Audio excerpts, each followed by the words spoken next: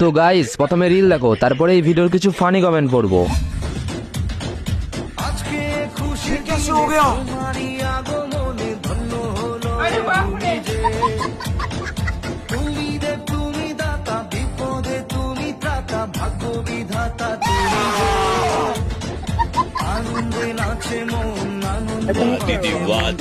দিদি ভাই রান্না করতে করতে কোথায় একটা গেছিল, তো তরকারিটা পুড়ে যাচ্ছিল। আমি মহিলা হয়ে কি করে তার তরকারিটা পুড়ে যায় দেখতে পাই।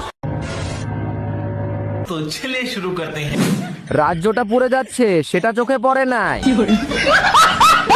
এই সুযোগে সবাই পায়খানা পরিষ্কার করে নাও এদের দিয়ে। ভোট পাওয়ার জন্য কত কিছুই করতে হচ্ছে। এই সময় কেউ পায়খানা করে দিলেও এরা পরিষ্কার করে দেবে। ভোটের আগে যত সব নাটক, এই নাটকের নাম রাজনীতি বাড়া।